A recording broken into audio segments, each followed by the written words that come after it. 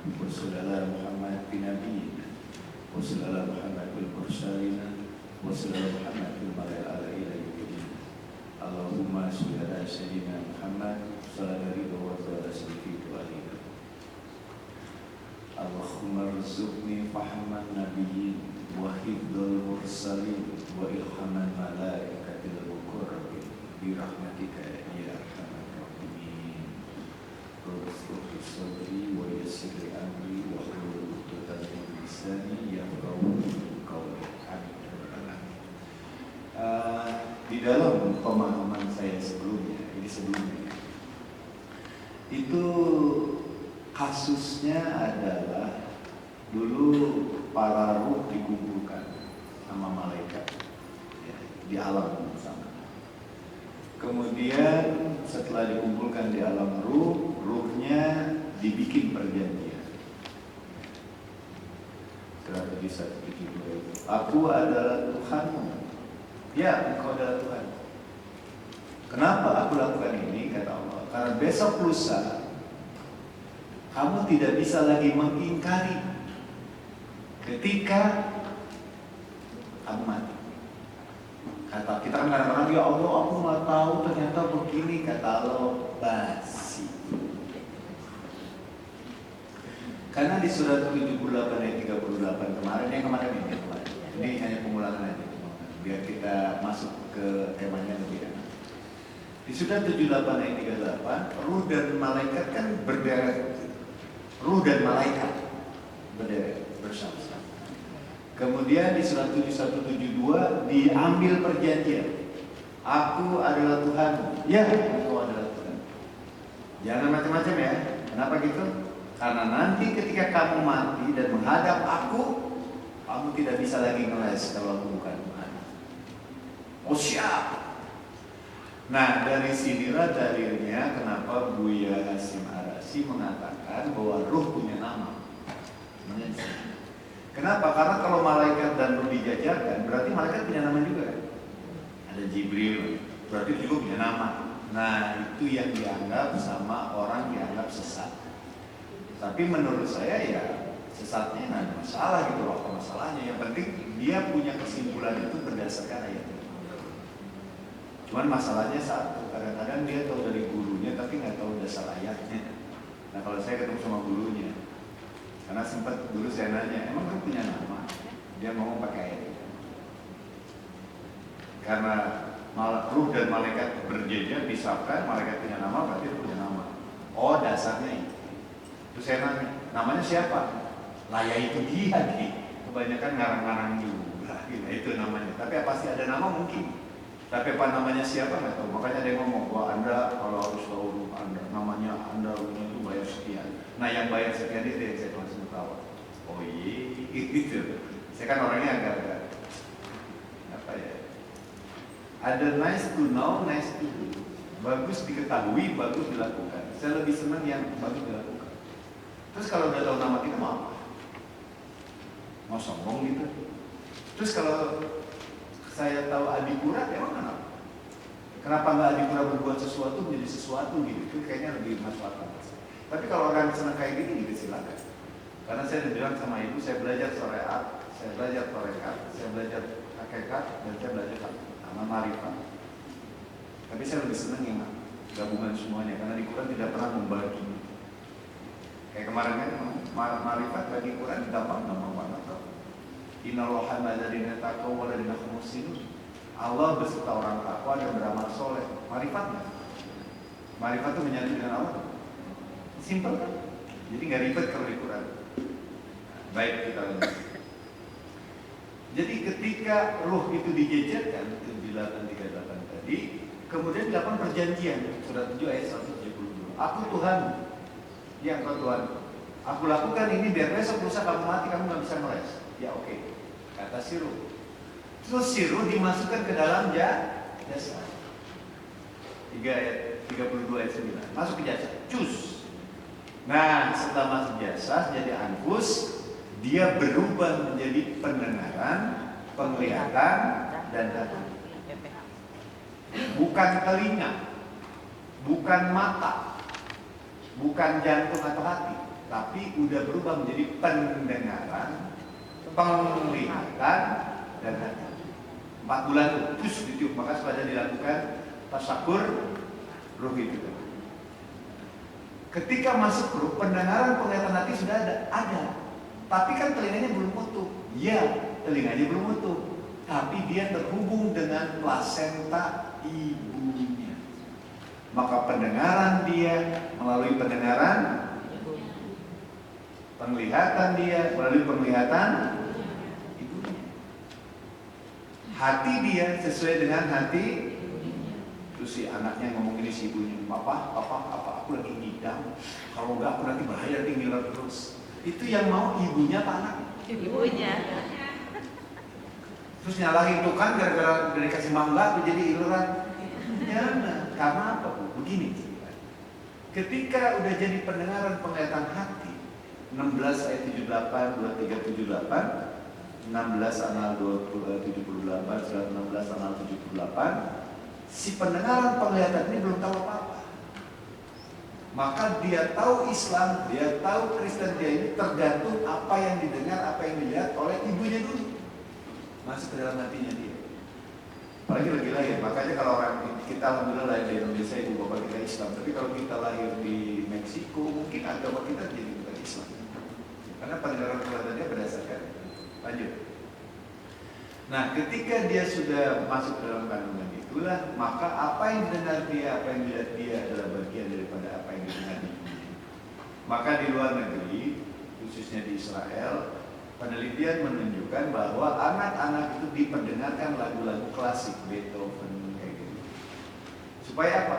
Ketika ibunya mendengar, frekuensinya bisa mempengaruhi kecerdasan anak. Nah di Islam sudah ada sebetulnya di 500 Masehi itu dengan cara murotalnya seorang ibu baca. Ini mana laki bacanya Yusuf terus. Wah ini mana perempuan bacanya Maryamnya terus. Padahal bacanya yang mana? Semuanya. Karena kalau ibu lagi hamil, bapak ibunya baca Quran, bapaknya baca Quran didengar ibunya, itu mempengaruhi kecerdasan anak kita. Baik, lanjut. Dalilnya mana? Dalam surat 39 Az-Zumar 23. Ketika Al-Quran dibacakan, julubuhum bergetar. Julubuhum itu kulit otak. Julubuhum itu kulit otak. Jadi kulit otaknya bergetar. Kalau ibu dengar Quran, baca Quran, itu yang pertama bergetar adalah kulit otak. Kalau bahasa Qurannya julubuhum.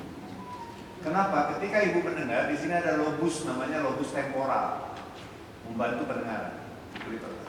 Kalau ibu melihat, ibu dibantu oleh lobus occipital. Itu adanya di mana? Di korteks.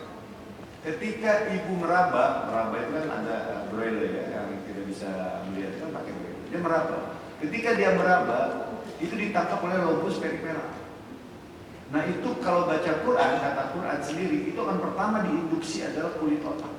Pendengaran, penglihatan melalui kulit otak. Karena informasi masuk melalui targetnya dalam Quran tadi, ketika Al-Quran dibacakan, kulit bergetar, kemudian hati menjadi tenang. Nah hatinya itu di sana itu dalam bahasa Arab kolbu. Kolbu itu disebut pineal gland, titik komunikasi kita dengan Allah. Malaikat masuk ke dalam kolbu, Allah malaikat itu ada di situ. Bahasanya pasti kolbu. Ya, misalnya nih ayatnya, ma musibah min musibatin illa biidznillah wa man ya'min yahdi qalbah. Tiada satu pun kejadian tanpa izin Allah, dan Allah memberitahu kepada orang beriman ke dalam kolbinya. Jadi Allah memberi informasi kepada kita di dalam kolbi. Ini pineal gland. Malaikat juga komunikasi kita di pineal gland ini, atau yang disebut dengan kolbu. Kenapa? Kul man kana aduwa li Jibril fa innahu nazalahu ala qalbi. Malaikat Jibril turun bawahi ke dalam kolbu. Makanya kalau Quran dibacakan, itu yang pertama terinduksi julubuhum, kulit otak. Kedua bukan sudur sebetulnya. Yang ada kan bahwa ayatun bainatun fi sudur. Al-Quran ada ayat yang ada di dalam sudur. Sudur itu adalah sistem limbik. Sistem limbik itu ada amigdala, ada hipokampus, hipotalamus, dan talamus. Ibu emosian berarti bermasalah di sistem limbik. Makanya Quran disimpan di sistem limbik supaya akhlak ibu menjadi baik. Maka kalimatnya Al-Quran adalah ayat-ayat di dalam sudur. Kalau Al-Quran di dalam sistem limbik, maka akhlak perilakumu adalah Qurani. Itu maksudnya. Di dalam ayat makanya beda antara julbuhu, kolbu dan limbik. Baik, baik. Masa sih kan sistem limbik itu adalah sudur. Nah, di surat 7 Al-A'raf ayat 42 dan 43, Allah cabut dendamnya di dalam sudur. Jadi dendam adanya di mana? Sudur. Berarti di sistem limbik. Makanya Allah bilang sistem limbik adalah sudur. Allah bilang. Oke, sementara gitu ya. Insya Allah kalau anak kita dibacakan Quran, jangan Arabnya aja yang ibu ngerti. Kan ibu orang Sunda, pakai bahasa Sunda. Maka ada terjemahan orang Sunda ditulis oleh Imam Sanusi. Kalau ibu orang Betawi pakai bahasa Indonesia. Orang Jawa pakai bahasa Jawa. Kang, cuma Indonesia aja boleh nggak? Boleh. Kang, saya nggak mau pakai bahasa Indonesia, boleh nggak? Boleh, karena dia orang Arab. Apa? Dia ngerti. Nah, karena ketika itu dilakukan, si anak menjadi terinduksi. Juru hukumnya, kulit otaknya terinduksi. Kolbunya dia terbiasa mendengar Quran, berarti dia sedang melatih komunikasi dengan Allah dan malaikatnya. Dan kemudian dia masuk ke sistem limbik, maka dia melatih emosinya menjadi lebih baik lagi, lebih sabar, lebih kalem, lebih terbaru, lebih cerdas. Itu. Nah, ini yang kami lakukan. Kenapa itu?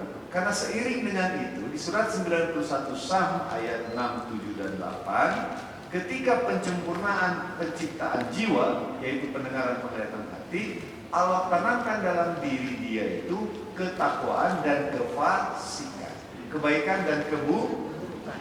Hati-hati nih, karena setelah pendengaran, penglihatan, hati jadi, Allah ilhamkan kepada mereka pendengaran, penglihatan hati itu diisi oleh ketakwaan dan kefasikan. Hati-hati. Ketika pendengaran penglihatan sudah sempurna, setelah penyempurnaan jiwa, Allah tanamkan dalam hati dia ketakwaan dan kefasikan. Makanya nanti lahir nafsu yang disebut nafsu mutmainnah. 8927, nafsu yang membawa kebaikan. Tapi ada nggak nafsu yang jelek? Nafsu amarah. Surat 12:53. Dan ada lagi satu lagi yang disebut nafsu lawamah. 75 ayat 2. Eta nafsu bimbang reani kan. Bahasa gaulnya sekarang ini adipura, lawamah yang kadang-kadang gelisah, kadang-kadang sedih. Ada nafsu membawa kebaikan, mutmainnah. Adipura pakai baju putih, pakai sayap. Satu lagi di sebelah kiri saya, adipura pakai baju hitam, muka merah, pakai adat mandi. Sebelah kiri. Setiap hari gitu terus nggak ini?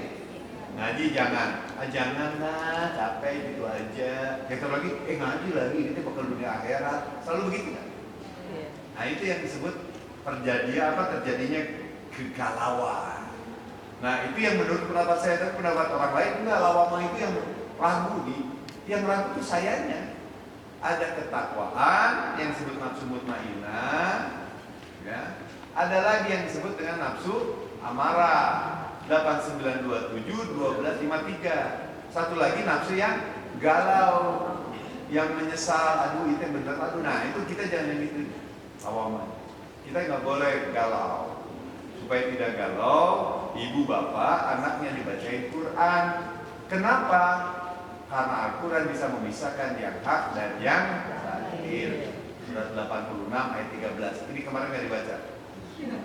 Yang 86 ayat 13 nggak dibaca.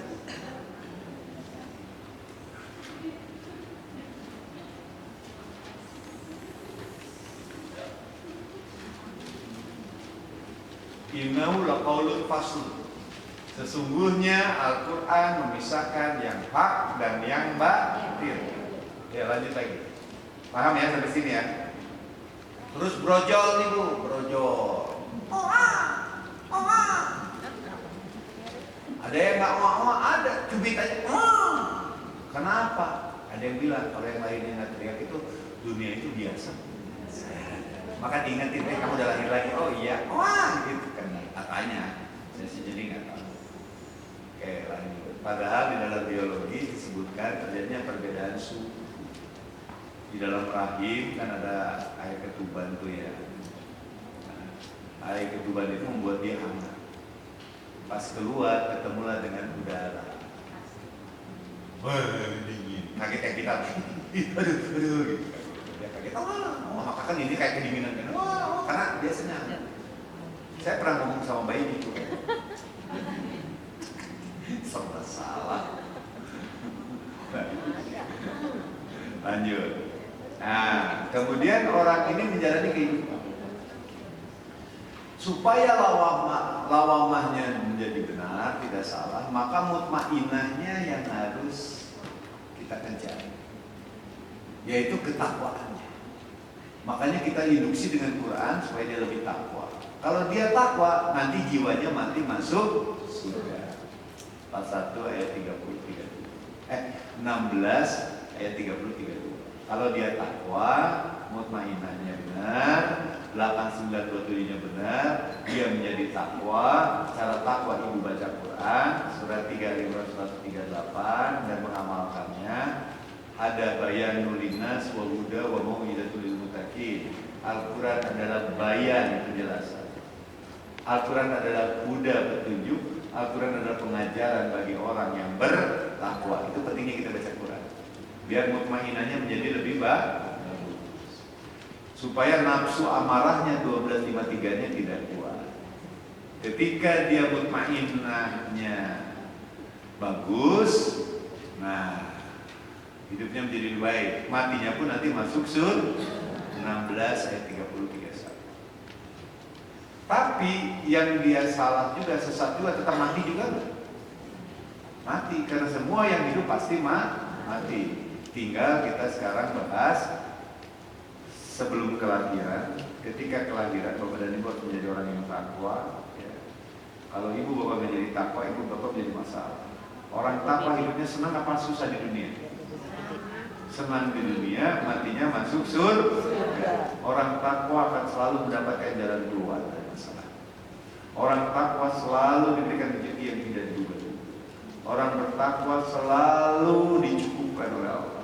Cukup itu bukan pas-pasan, beli mobil cukup, beli motor cukup, beli mobil, villa cukup, rumah cukup, gitu rupanya cukup. Teman saya punya 5 miliar, bisa beli rumah nggak? Nggak cukup mau beli rumahnya di Pondok Indah. Iya kan, nggak cukup berarti kan? Aduh gue pengen beli tapi nggak cukup, ya nggak cukup. Padahal duitnya berapa? 10 miliar di rumahnya berapa? 15 miliar, itu murah loh nih. Nggak cukup kan? Nah kalau orang takwa tuh dicukupkan. Gitu ya. Lanjut. Sekarang kita pass away, mati. Apa yang terjadi setelah mati? Yuk kita urut. Setiap yang berjiwa pasti mati. Tidak bisa tidak. Tidak bisa dimajukan dan dimundurkan. Maka kemarin ada pertanyaan kan, dalam hadis dikatakan silaturahim bisa memperpanjang umur. Tapi ada juga yang berpendapat bukan panjang umurnya, tapi berkahnya yang bertambah. Maka jumlah umurnya tetap. Cuman masalahnya keadaan kematian itu ditentukan oleh kita. Keadaan mati, matinya misalnya tahun X, tanggal Y, bulan W. Nah itu nggak bisa maju mundur. Tapi ketika waktunya mati, kondisi kematiannya tergantung kita. Maka Rasul bersabda seseorang mati berdasarkan apa yang dia sukai. Kalau ibu suka sholat, insya Allah mati lagi. Kalau ibu senang gibah, insya Allah mati lagi. Kalau ibu senang zikir, ibu insya Allah mati dalam kondisi zikir. Jadi kondisi kematian kita yang menentukan. Kalau ibu rajin zikir, matinya lagi apa? Kemungkinan besar matinya lagi zikir besar. Gak mungkin, ya bukan gak mungkin, sedikit kemungkinan ibu bisa mati berkata la ilaha illallah. Kalau ibu gak pernah zikir la ilaha illallah gitu. Kalau ada sesuatu kakek ngomongnya apa? Kamu kalau kaget. Nah, kalau dia rajin zikir, ketika dia kaget pasti dia nyebutnya sama Allah. Yang biasa zikir Allah Akbar, astagfirullahaladzim, la ilaha illallah. Tapi kalau yang biasa ngomongnya nggak jelas, ketika latah ngomongnya apa namanya? Batu, gitu, bener. Kayak gitu. Tapi kalau matinya lagi kondisi kaget, keluar omongannya apa? Batu tadi. Padahal kalau kita terbiasa la ilaha illallah, insya Allah ketika mati yang tanpa kita duga-duga, lidah kita terbiasa terucap. Itu pentingnya itu zikir. Maka kata Allah, zikirlah ketika setelah salat, ingatlah Allah ketika duduk berdiri berbaring. Itu surat 4 dan surat 103. Jadi tetap kita ingat Allah. Oke, kita baca ayat sekarang. Silakan 3 ayat tadi. Yang mana dulu? 2135. Jiwa tadi akan mati nggak? Yang tadi pendengaran kelihatan hati. Yuk dibacain.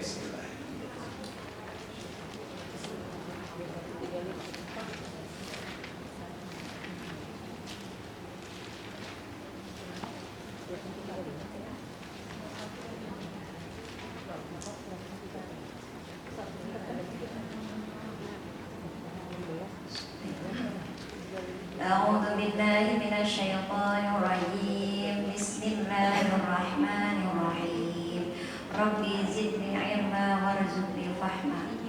Setiap yang bernyawa akan merasakan mati. Kami akan menguji kamu dengan keburukan dan kebaikan sebagai cobaan, dan kamu akan dikembalikan hanya kepada kami. Jadi setiap orang akan mati kan? Mati. Bisa maju, bisa mundur nggak matinya? Nggak bisa. 63 ayat 10 sampai 11. 63 ayat 11. 10 sampai 11. A'udzubillahi minasyaitonirrajim. Bismillahirrahmanirrahim. Rabbi zidni ilma warzuqni fahma. Dan infakkanlah sebagian dari apa yang telah kami berikan kepadamu sebelum kematian datang kepada salah seorang di antara kamu. Lalu dia berkata, menyesali, ya Tuhanku, sekiranya Engkau berkenan menunda kematianku sedikit waktu lagi, maka aku dapat bersedekah dan aku akan termasuk orang-orang yang soleh. Dan Allah tidak akan menunda kematian seseorang apabila waktu kematiannya telah datang. Dan Allah Maha teliti apa yang kamu kerjakan. Jadi bisa maju mundur nggak? Nggak bisa. Tapi waktunya nggak bisa maju mundur, tapi keadaannya tergantung kita. Kalau orang itu terbiasa mabuk, mungkin nggak? Mungkin, kalau bicara mungkin, dia mati dalam kondisi lagi ibadah. Mungkin juga kalau dia tobat kan. Tapi sedikit kemungkinan itu. Tapi kalau ibu biasa makan bakso, kira-kira mungkin nggak ibu sakitnya gara-gara bakso? Enggak, saya makan bakso. Enggak. Paham ya? Kalau ibu biasa belanja, mungkin nggak matinya lagi belanja. Oke, ibu lagi zikir mungkin mati. Nah, itu makanya Rasul bersabda, seseorang mati disertai kehobinya, keinginannya apa? Kebiasaan. Nah, kalau di sana sih yang dicintai, seseorang mati sesuai dengan apa yang dia cintai. Jadi kalau cintanya yang matinya, karena kan pasti lebih banyak di situ. Oke, lanjut. Mati kita itu mau yang mana? Mau yang tototoet, sangkakala ditiupkan, atau matinya kapan aja? Ibu pengen mati lagi kiamat atau lagi mati gimana? Ibu pengen matinya lagi kiamat, tototoet semua, atau matinya begini? Selama ini orang senang membicarakan tentang ciri-ciri kiamat. Ya, orang senang bicara itu. Dan saya paling tidak tertarik dengan ciri-ciri kiamat. Bukan berarti saya mengabaikan hadis Rasulullah. Rasulullah kan mengatakan ciri-ciri kiamat. Tapi yang ada di otak saya bukan itu. Ngapain sih ngomongin ciri-ciri kiamat? Kiamat mau kapan kan gak masalah buat kita. Mau mati semua. Yang masalah itu saya mati dalam kondisi yang baik, itu PR kita, paham nggak? Bisa kiamat, bisa sebelum kiamat kan? Makanya kemarin sempat saya berdebat di tahun 2012 apa ya? 2012 sama 2000. Dia bilang kita akan kiamat dengan ciri-cirinya gini. Saya kan orangnya agak-agak apa ya? Keselan waktu muda. Saya bilang kata siapa kamu? Kata guru saya. Bilang sama guru kamu, kita taruhan yuk. Udah kesal saya. Taruhannya gini. Kalau kiamat, rumah saya, mobil saya, uang saya semua saya kasih sama dia. Tapi kalau tidak kiamat, mobil dia, rumah dia, rekening dia buat saya. Terserahlah rumah kayak gimana juga, mobil kayak gimana. Disampaikan sama guru. Rupanya gurunya nggak cerdas. Oke, udah sama Madipura setuju. Oke, kita setuju. Di mana? Pengacara dong. Ketika dalam perjalanan ke pengacara, saya ngomong sama teman saya, bilang sama guru kamu, bodoh jangan kelemahan. Kenapa kamu? Ini kan masalah keyakinan, bukan keyakinan bodoh. Saya bilang pakai otak. Kalau benar kiamat, duit gua, mobil gua emang ngaruh buat dia. Bener nggak bu? Tapi kalau nggak kiamat, duit dia, mobilnya buat gua tahun 2012, kalau nggak salah tahun 2020 saya lupa. Yang sempat ramai kan, kiamat. Dia mikir tuh di jalan. Iya juga ya dia. Iya sebenarnya. Iman sih iman, tapi ngotak dikit. Makanya di Al-Quran kan surat 10 ayat 100, iman itu harus pakai ini. Ini ada rame orang ngomong, iman gak berhubungan dengan akal. Iman akal-akal. Ya imannya pakai akal, Dodot. Itu kata Allah loh. Anda yakin boleh, tapi yakin berdasarkan akal juga. Tapi karena akal tidak mencapai keimanan, justru akal saya membuat saya beriman. Kok bisa kan? Qurannya ngomong gitu. Karena gini, ibu dengan saya mungkin beda. Saya kenapa yakin sama Quran? Kenapa saya iman sama Quran? Karena akal saya menerima Quran total. Kenapa? Karena hanya Quran yang bisa menjelaskan segala sesuatu tentang kehidupan. Penciptaan langit dan bumi, ada nggak? Karena Al-Quran menjelaskan penciptaan langit dan bumi, maka saya yakin Allah yang bikin kitab ini tahu penciptaan alam semesta. Maka dari sana saya yakin akan adanya Allah. Allah bikin Quran, ternyata di Quran dijelasin begini loh penciptaan alam semesta itu, penciptaan tumbuhan itu begini, penciptaan hewan itu begini, kamu tuh begini, kayak tadi kan. Berarti saya yakin nggak kalau yang bikin ini Allah yang menciptakan saya? Kalau Allah yang menciptakan saya, dia harus tahu betul bagaimana menciptakan Adipura, betul nggak? Jadi lama-lama saya iman nggak? Iman, oh benar ini Allah. Allah itu yang menciptakan alam semesta itu benar. Kenapa? Karena Allah yang menjelaskan secara detail penciptaan manusia, penciptaan alam semesta dari teori Big Bang surat 21:30. Jadi iman pertama saya itu dari Quran. Dari situ saya mengenal Allah. Dari situ saya mengenal Nabi. Dari situ saya mengenal yang namanya malaikat, mengenal alam semesta itu. Dari situ saya yakin ini Quran diciptakan Allah yang menciptakan alam semesta. Jadi akal saya dan iman saya sendiri. Kan orang ngedidik begitu. Iman aja yang penting mah iman. Ya bener, saya ngedidik anak saya juga gitu sampai anak SD. Jangan nanya-nanya dulu, sholat aja dulu. Itu kan anak SD. Kalau anak 50 tahun digituin, emang else-nya apa? Karena dia tidak tahu pentingnya sholat, akalnya tidak menerima, maka sholatnya jadi malas. Karena nggak ngerti untuk apa. Karena dulunya didoktrin. Boleh nggak doktrin? Boleh. Sampai SD. Ibu udah SD apa enggak? Ajarannya dipakai sampai sekarang. Gemes lah saya. Dia bu, kenapa? Yang saya takutkan satu. Dulu di luar negeri itu orang percaya Katolik. Sekarang gereja sih. Yang sana lagi ramai adalah ateis dan Scientology. Kenapa terciptanya ateis dan Scientology? Karena orang tidak biasa diajak suruh mikir. Ulul albab, orang yang menggunakan akal di akhirnya memahami. Itu perintah. Supaya apa? Supaya nggak goyang gitu. Coba ada anak rajin sholat, tiba-tiba udah gede gaul segala macam bisa nggak rajin. Kenapa? Karena dia sholatnya atas dasar doktrin. Ketika dia sudah bebas menentukan pilihan, dia meninggal. Nah, saya nggak ingin. Saya ingin dia tetap sholat karena dia ngerti untuk apa sholat. Karena setelah dia lahir, terjadilah informasi ketahuan. Nah, ketika dia brojol, dia akan mati. Ketika mati, ibu nunggu tototoet atau kapan? Surat 6 ayat 73. Kalau tototoet, ya biarin aja tototoet. Tapi yang penting bagi kita adalah kita mempersiapkan diri menjadi orang yang matinya dalam kondisi aman. Minggu kemarin kita udah buka orang takwa mati masuk surga tanpa siksa tanpa hisab. Ya. Nah, ibu matinya mau kapan? Terserah gimana, Allah nggak bisa dimajuin, nggak bisa dimundurin, ya Allah. Lagi tototoet, ya mangga. Sebelum tototoet, ya semangga. Dah kan saya bukan Allah. Jawabannya kayak gitu, kan Allah yang menentukan. Tapi yang penting adalah posisi kondisi kematian kita. Ya, lanjut. Surat berapa? Surat 6 6 ayat 7. Bismillahirrahmanirrahim. Rabbil ilma. Dialah yang menciptakan langit dan bumi dengan hak benar.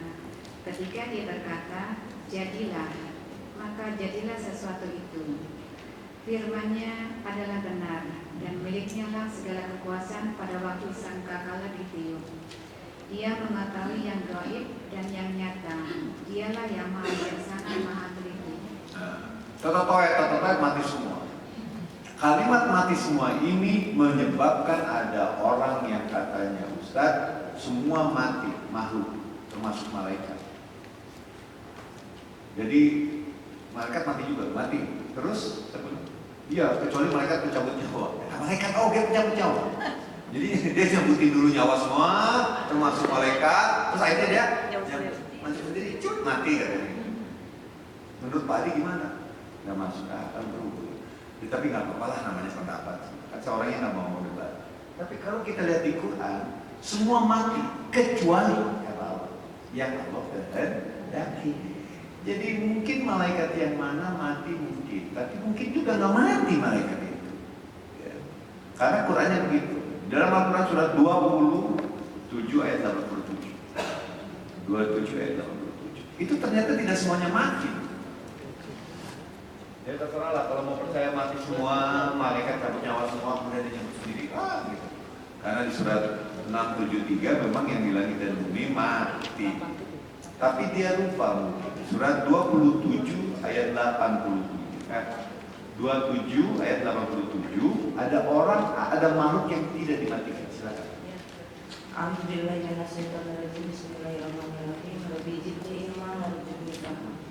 Dan ingatlah pada hari ketika sangkakala ditiup, maka terkejutlah apa yang ada di langit dan apa yang ada di bumi. Kecuali siapa yang dikehendaki Allah, dan semua mereka datang menghadapnya dengan merendahkan diri. Ada nggak yang tidak mati? Ada. Nah, yakin lagi 39 68. 39 Az-Zumar ayat 68. Jadi not all gitu.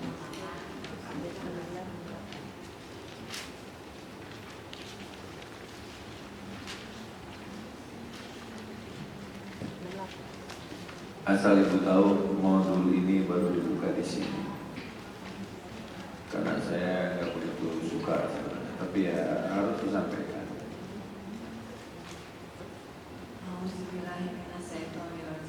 Bismillahirrahmanirrahim. Rabbi zidni ilma. Dan sangkakala pun ditiup, maka matilah semua makhluk yang di langit dan di bumi, kecuali mereka yang dikehendaki Allah.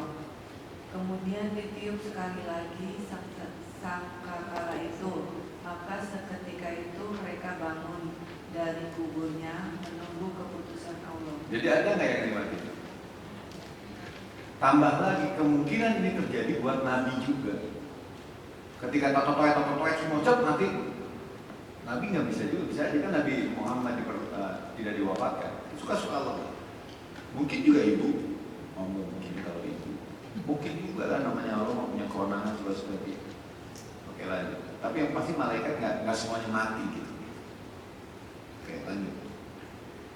Udah ya, ibu pasti mati kan? Kita nggak berbicara kiamat, kita bicara sekarang. Ketika ibu mati, dicabut nyawa, mulut itu apa keras?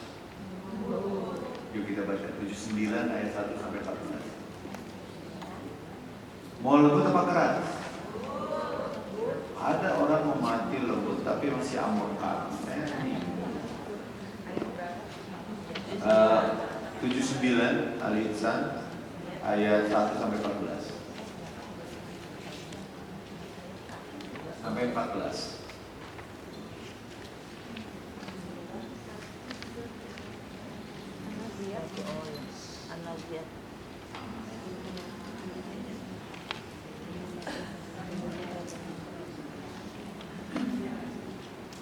Auzubillahi minasyaitonirrajim. Bismillahirrahmanirrahim. Rabbi zidni ilma warzuqni fahma. Demi malaikat yang mencabut nyawa dengan keras, demi malaikat yang mencabut nyawa dengan lemah lembut, demi malaikat yang turun dari langit dengan cepat, dan malaikat yang mengetahui dengan kencang, dan malaikat yang mengatur urusan dunia. Sungguh, kamu akan dibangkitkan pada hari ketiga. Tiupan pertama memuncangkan Allah. Tiupan pertama itu diiringi oleh tiupan kedua. Hati manusia pada waktu itu merasa sangat takut. Pandangannya tunduk. Orang-orang kafir berkata, apakah kita benar-benar akan dikembalikan kepada kehidupan yang semula? Apakah akan dibangkitkan juga apabila kita telah menjadi tulang belulang yang hancur? Mereka berkata, kalau demikian itu adalah suatu pengembalian yang merugikan, maka pengembalian itu hanyalah dengan sekali tiupan saja. Maka seketika itu mereka hidup kembali di bumi yang baru. Bu, ketika mati dicabut nyawanya. Kemudian kita dihidupkan lagi di bumi. Itu tambahan aja di bumi barunya.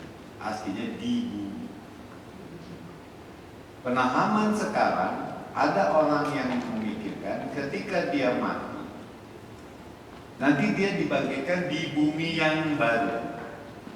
Bumi barunya adalah di akhirat. Islam yakin itu, kebanyakan. Tetapi saya pribadi mulai berubah penafsiran. Memang ada orang yang mati seperti teman-teman Salafi, mati tidur, tototoet, baru dibangkitkan, baru terjadi persidangan. Kalau Asy'ari itu beda, dia mati, kemudian ada ajab kubur, sambil nunggu totoet. Itu yang direntang oleh Salafi. Pemahaman Asy'ari atau pemahaman kita lah ya, NU kan lebih ke Asy'ari. Jadi ada orang mati kemudian mengalami azab. Azab kubur itu mulai itu. Ya.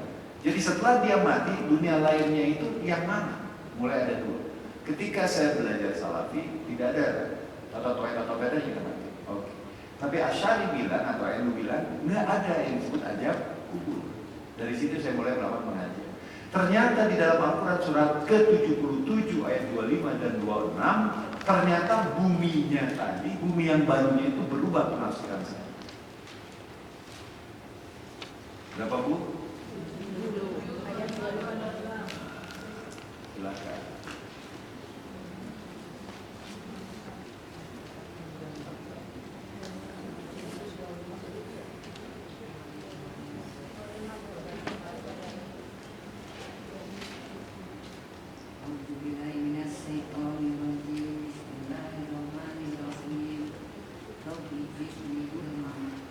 Bukankah kami jadikan bumi untuk tempat berkumpul bagi yang masih hidup dan yang sudah mati? Wah!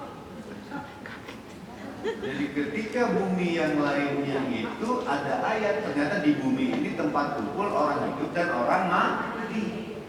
Oh, berarti azab kubur adanya di bumi ini dong. Betul nggak? Oke, kita lihat sekarang.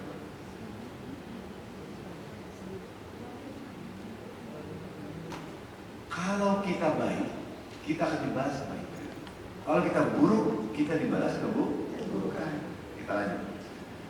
Menurut ibu, pahala di dunia apa di akhirat? Akhirat. Oke, saya baik nih. Saya takwa. Saya akan mendapatkan kebaikan nggak? Oke, 3 ayat 148. 3 ayat 140.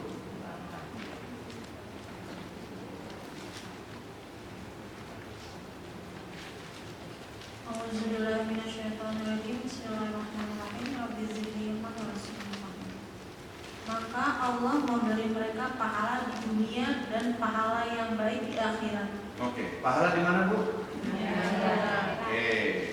Kalau saya mati, dicabut nyawanya dan dibangkitkan kembali di muka bumi, bumi yang baru itu adalah di bumi tempat kamu kumpul, di bumi tempat kamu. Berarti bisa juga di sini. Tambah lagi surat 3 Al-Imran ayat 56.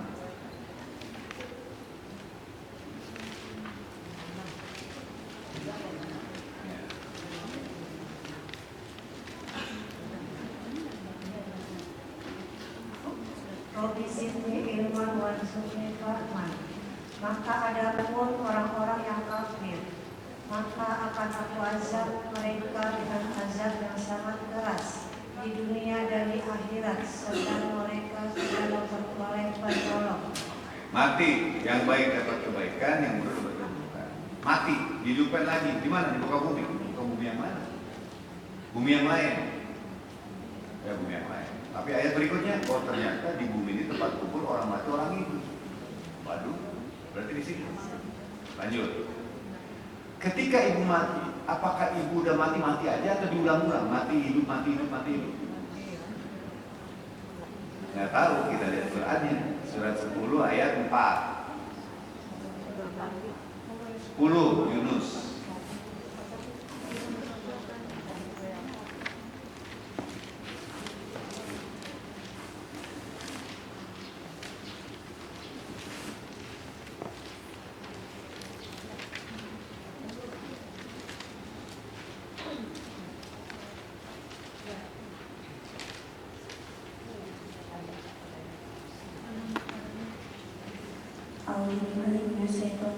Bismillahirrahmanirrahim.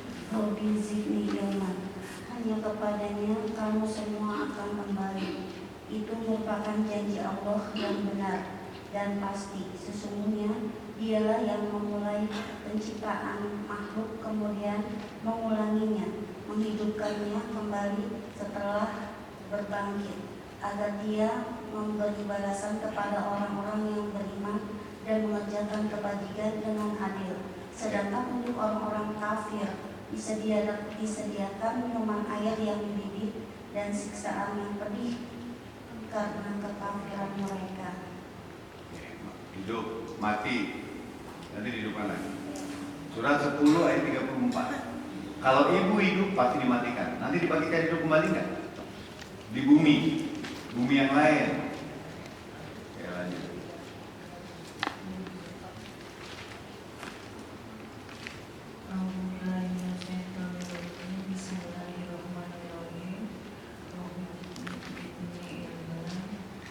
Katakanlah, adakah di antara sekutumu yang dapat memulai penciptaan makhluk, kemudian mengulanginya, menghidupkannya kembali? Katakanlah, Allah memulai penciptaan makhluk, kemudian mengulanginya. Maka bagaimana kamu dipalingkan menyembah selain Allah? Mati, hidup, hidupkan lagi. Mati, hidup, mati, hidupkan lagi. Ya, lanjut. Surat ke-4, surat 2 Al-Baqarah ayat 28.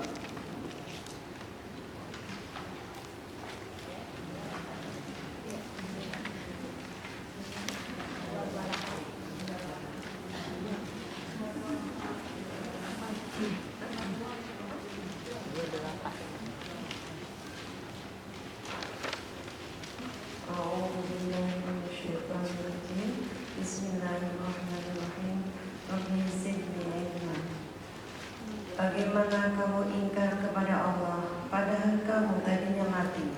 Lalu Dia menghidupkan kamu, kemudian Dia mematikannya kamu lalu Dia menghidupkan kamu kembali. Ulang. Hidup, mati, mati, hidup, hidup, mati, mati, hidup. Inilah yang ditafsirkan oleh para kiai yang dipakai oleh teman-teman NU. Kalau Anda diajak kubur, diajak dicat, mati, hidupin lagi, mati lagi, gitu kan, gitu kan, pasti gitu. Cuma dulu kita paham. Tapi kalau itu memang terjadi ajab kubur jadi mana? Ya di sini. Diajab kuburnya di mana? Ya di sini. Mati hidup di sini sambil nunggu tototoe. Kan tototoe belum. Maka di dalam penafsiran itu ada ajab. Hadisnya Rasulullah pernah datang ke kuburan, kemudian Rasulullah mengambil kelopak kurma, menyimpan kelopak kurma dan memohon kepada Allah agar siksa kuburnya ditunda sampai kelopak mengandung. Berarti ajab kuburnya terjadi di bumi ini. Kalau Rasulullah dengar dari mana? Bukan dari langit kan enggak. Kayak lagi. Nah dari kontekstual seperti tadi, maka orang diajab itu terjadi bisa di sini. Makanya dalam Al-Quran diinformasikan surat 17 ayat 49 50.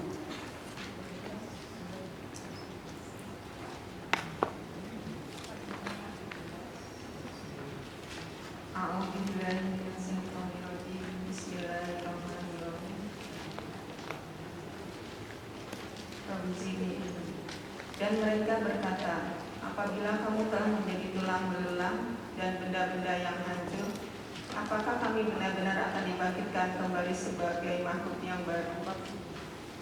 Katakanlah Muhammad, jadilah kamu batu atau besi. Jadi apa? Batu dan? Ketika dia jadi batu, dijadikan jalan, kena matahari nggak? Digilas sama stok nggak? Penafsiran ini ditafsirkan oleh Hindu disebut reinkarnasi. Tapi ingat Bu, semua kitab di dunia ini asalnya adalah Quran. Mau dia Taurat ke, mau dia Injil ke, mau dia Zabur ke, atau kitab yang dipegang Adam alaihissalam, kalau ada kitabnya itu ada di Quran. Maka Quran bisa cerita Nabi Adam. Muhammad, ceritakanlah cerita yang sebenarnya tentang Habil dan Qabil, surat 5 Al-Maidah ada. Maka Quran itu mencatat semua perjalanan kehidupan manusia. Al-Quran itu menjelaskan segala sesuatu. Mau dia Hindu, mau dia Buddha, mau dia Hindu siapalah itu ya, mau dia Buddha, Gautama, dia pasti dapat informasinya dari Quran. Cuman dibikin jadi Tripitaka. Kan ini Quran yang di Lauhul Mahfuz, turun ke Nabi Adam, turun. Salah satunya yang disampaikan kepada misalnya Siddhartha Gautama dia menjadi Buddha. Pasti ajarannya adalah dasarnya dari Quran. Cuma Quran yang di Lauhul Mahfuz. Kan Quran yang dipegang Nabi Muhammad udah turun ke bumi. Ngerti nggak nih? Kalau gitu biar buka dikit. 26 ayat 196. 26 ayat 190.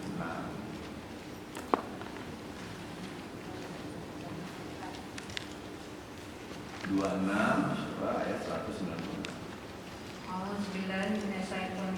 Bismillahirrahmanirrahim. Dan sungguh Al-Quran itu disebut dalam kitab-kitab orang yang terdahulu. Quran tercipta dalam kitab-kitab yang lainnya, termasuk Weda, termasuk iya. Wong semua itu ngambilnya dari Quran. Quran yang di Lauhul Mahfuz turun bagian demi bagian, disempurnakan oleh Nabi Muhammad. Ini loh yang benernya. Penafsiran-penafsiran yang lain-lain itu nggak salah, dasarnya ini. Tapi waktu itu belum sempurna.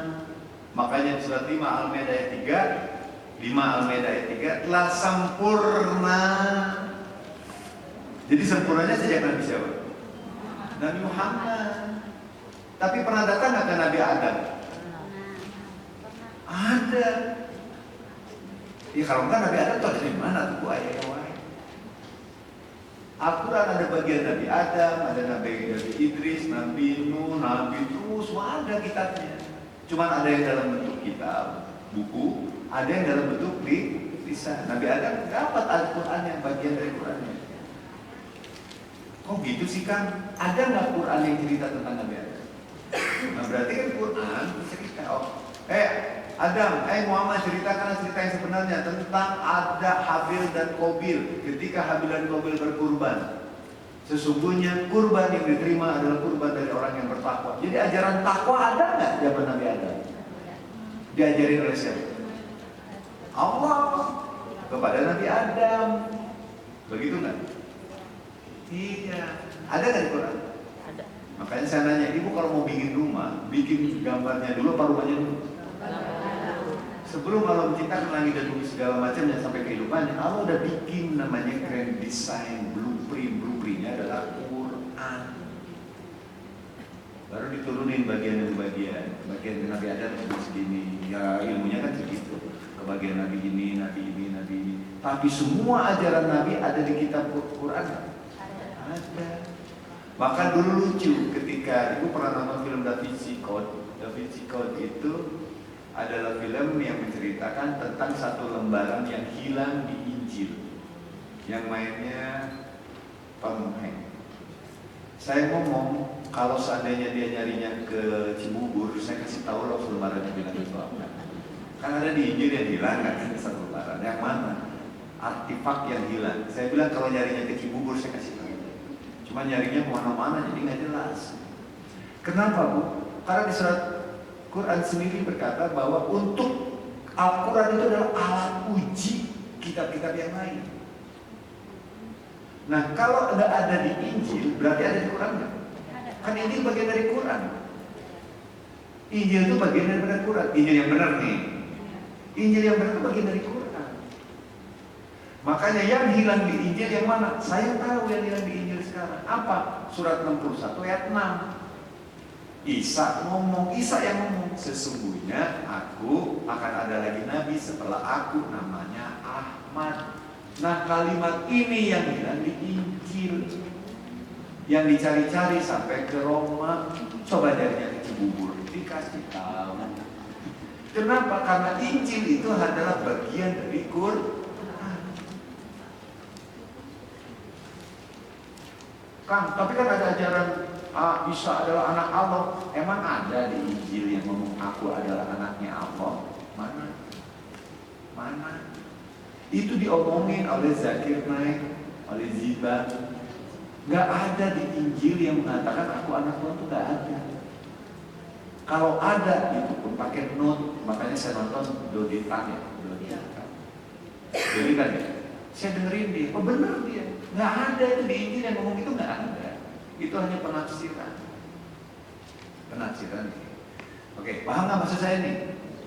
Jadi ketika ada ajaran Hindu yang mengatakan reinkarnasi, ajaran Hindu yang ada di kitab dia adalah bagian dari Quran, cuma tidak utuh menafsirkannya, karena yang sempurna hanyalah Quran.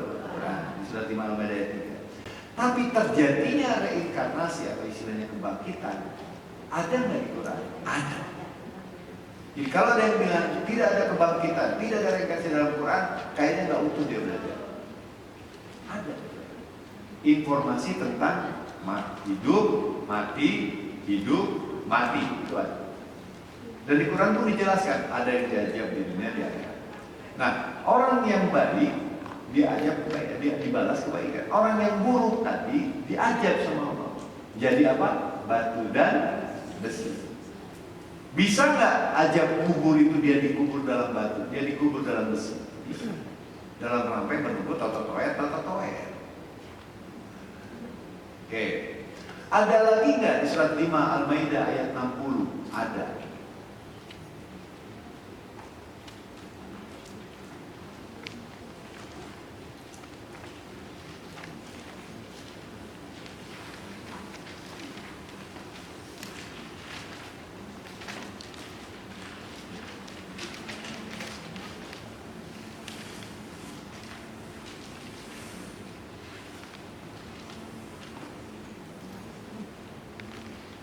Surat berapa? 5 ayat 60.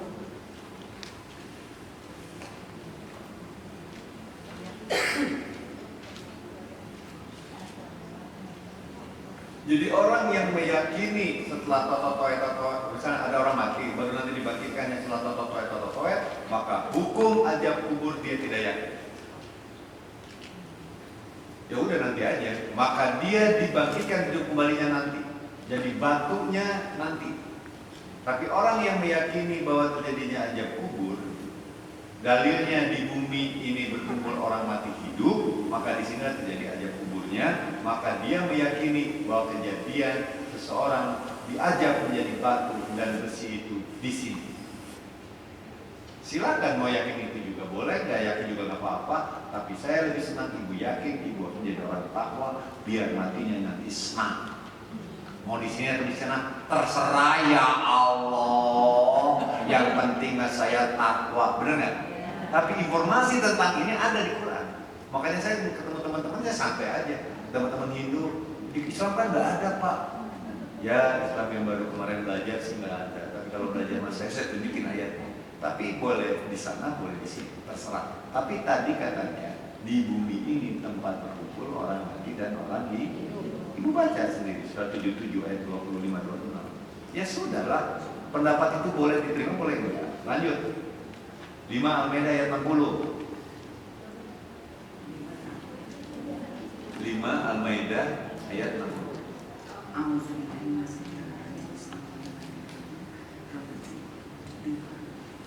Katakanlah Muhammad, apakah akan aku beritakan kepadamu tentang orang-orang yang lebih buruk pembalasannya dari orang fasik di sisi Allah, yaitu orang yang dilaknat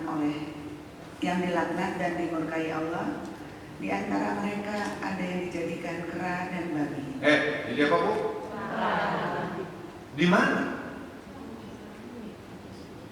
Di bumi, bisa di sini, bisa juga nanti. Karena ingat, azab itu terjadi di dunia dan akhirat. Kan Allah berikan pahala dunia akhirat, Allah juga azab dunia akhirat. Tapi kan ini belum kiamat, iya dia diajab, tetap diajab. Makanya gue bilang ada sih Kang, katanya Kang dia mau kelakuannya nggak jelas ya, inilah itu. Tapi matinya biasa aja kok, mungkin belum diajab kan? Dulu bro, dia nggak tahu bisa aja diajab di dunia yang sekarang jadi itu. Dikejar-kejar sama anjing, lari hutan misalnya gitu kan. Atau babi yang ini kan, kita nggak tahu. Atau dia jadi apa tadi? Ratusan, saya lihat keratu cunihin, ibu tahu kera cunihin? Kera genit, saya lihat kera genit, dulu ini mah manusia genit. Ada yang jahil gitu kan, wah ini mah dulunya jahil kali gitu. Tapi saya pernah ngomong sama monyet, nyet. Kalau marah-marah bu, saya bilang ya kan saya suka bercanda bu di sana, sange atau di luar ada monyet, nyet, boleh nanya, kan dulu manusia kok marah, gitu bisa lari, monyetnya jadi ngambek, saya nanya, kamu tidak mabuk kan? Bukan mencicingan tuh, marah gitu monyet. Jadi penafsiran bahwa seseorang itu mati, kemudian dia mendapatkan azab di dunia sampai nunggu nanti tototoe di akhirat, bisa terjadi. Tapi ada yang mengatakan tidak, kita mati aja, nanti setelah tototoe kita dibangkitkan baru di sidang. Benar juga, pendapat itu ada, Qurannya juga ada. Jadi masalahnya apa? Buat saya sih masalahnya apa? Ya. Tadi kalau ibu jahil dihukum, diajabnya dunia akhirat. Nah, ini kan belum kiamat, tapi kan tetap diajab nggak? Ya, tetap, ketetapan Allah nggak bisa berubah, bu. Tetap harus diajab, tapi kan udah mati, kita dulu. Gua masukin dia di batu, pindah sama stop, atau dipahat sama orang memang batu. Cepat, kita aja nggak dengar. Ibu dengar kan Nabi Daud? Nabi Daud berzikir sama gunung. Ibu dengar suara zikir gunung? Nggak bisa. Nabi Daud bisa dengar nggak? Bisa, berzikir bareng kok Nabi Daud. Nah jadi kita nggak tahu kalau si batu juga bisa ngomong, atau ibunya aja nggak dengar. Gitu kan nggak tahu kita. Tapi tetap diajar. Kayak di sini, kayak di zaman dulu bu, di buku kiamat itu bu, apa neraka ini colok mati hidupin lagi gitu. Kayak lanjut. Tapi bagaimana dengan orang-orang yang dia soleh? Nggak usah ngomong gitu deh. Sekarang bagaimana dengan Nabi Muhammad Rasulullah SAW? Apakah diwafatkan, tidur, kemudian nunggu toto pepet baru bangun?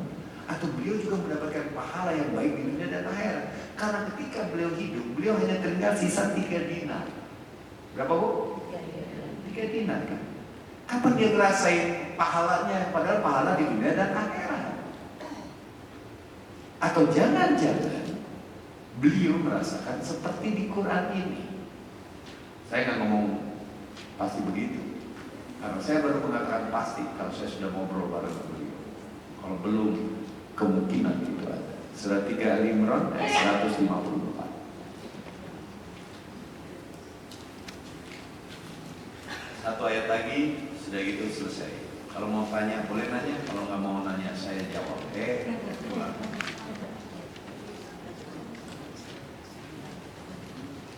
Surat 3 Ali Imran ayat 154.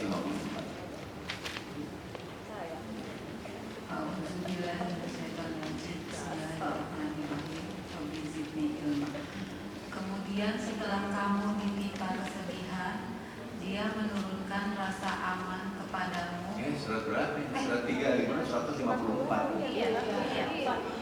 Surat 3 Surat 2 Al-Baqarah 150. Oh kalau itu ada 3 aja, 3 aja nggak apa-apa. 3168 kan? 3169. Kalau ada 3, kalau 3, ibu 3 ya? 3169. Kalau 2 2154. Maaf.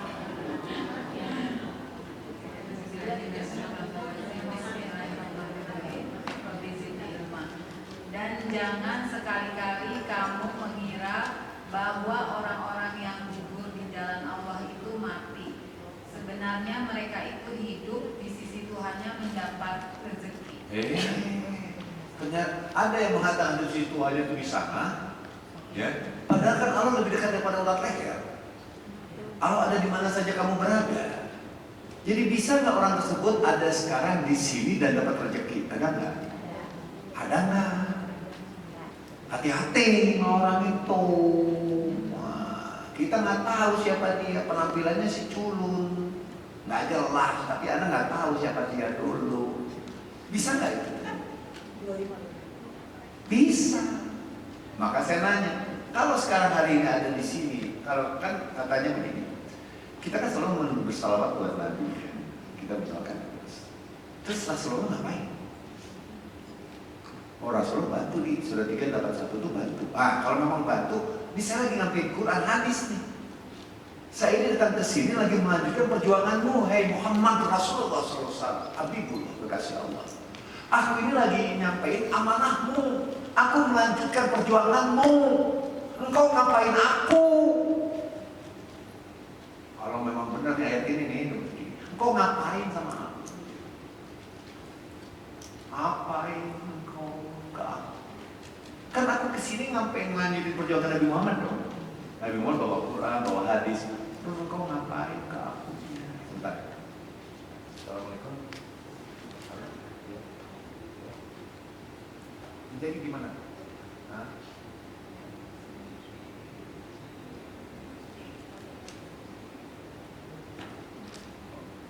Jadi direvisi lagi. BS 15. Jadi diperbaiki alamatnya aja. Ya udah. Nah, saya tanya sama ini deh, nomor alamatnya berapa saya nggak tahu ya. Saya lagi mengaji dulu. Oke. Hak warisan itu lagi harus warisan. Rumah yang mana asli? Karena kan bukan ini orang tua saya. Saya kan orang yang nggak mau ngelibetin warisan orang tua. Tapi harus ada tanda tangan saya. Terserah yang mana. Oke lanjut. Jadi di surat 2 Al-Baqarah 154 ternyata Allah mengulang kalimat yang sama dalam kondisi yang berbeda.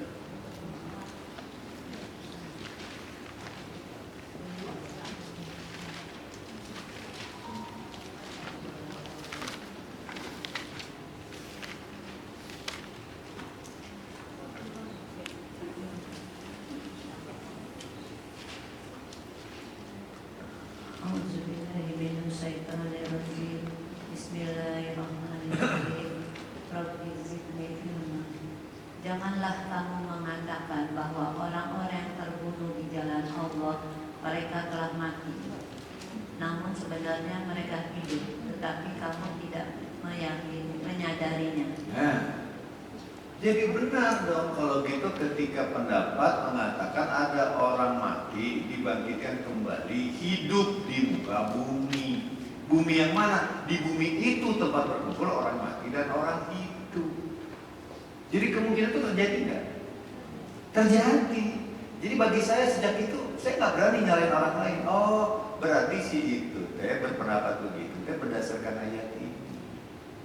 Oh, si Salafi itu berpendapat bahwa itu tuh dasarnya ayat ini. Oh, teman NU itu Asy'ari berpendapat ada aja kubur itu ayatnya ini. Oh, Muhammadiyah berpendapat itu ayatnya ini. Saya tuh tahu ibunya bu berlebihan.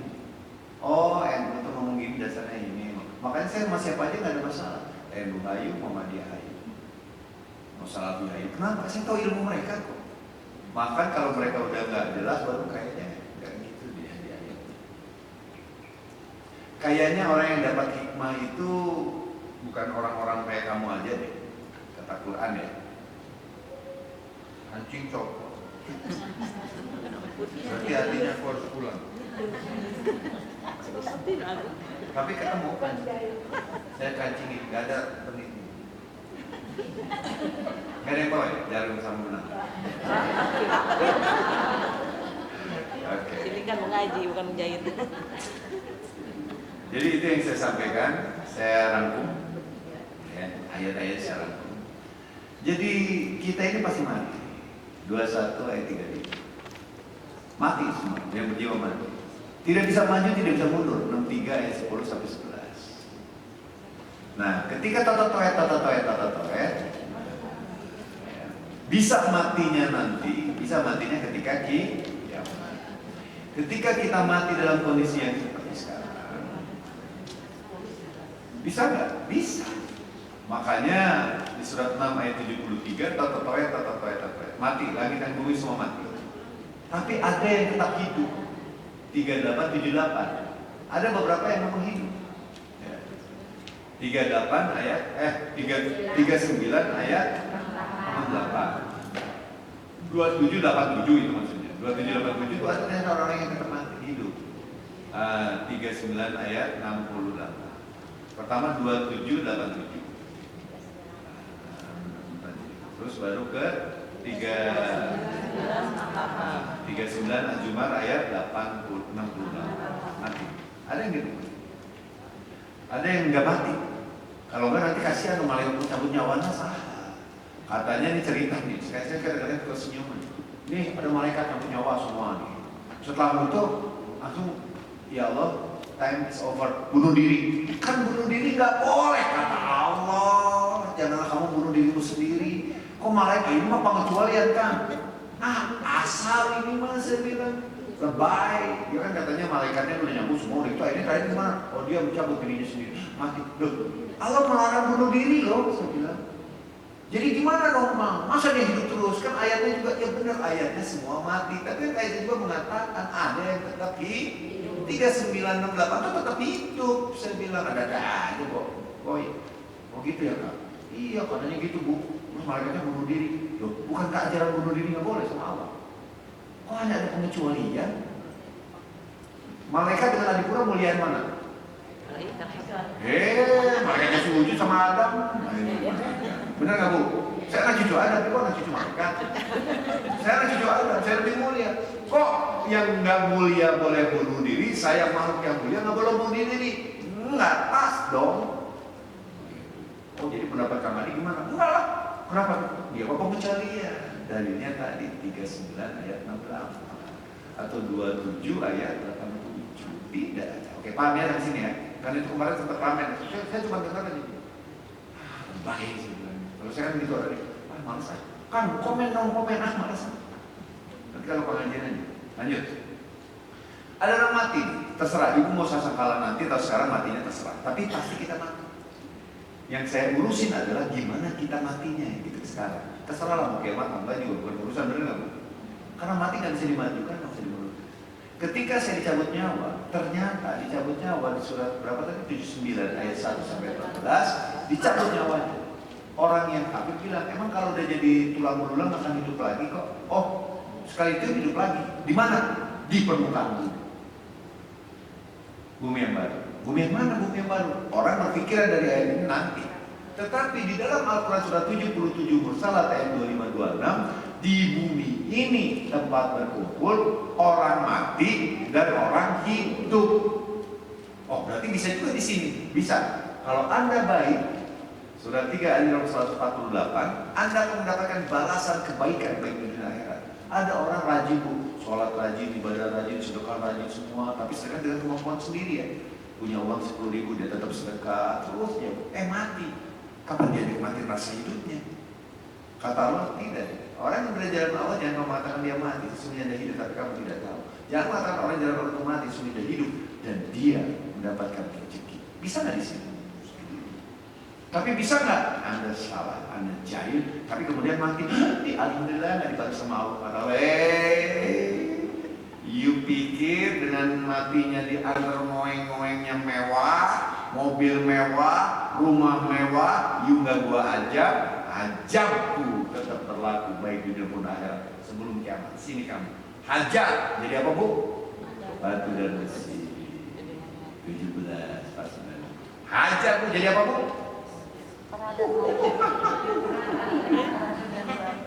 Soka yang suka pakai baju mewah, mentereng segala macam. Sekarang aku pretelin kamu mulai pakai baju.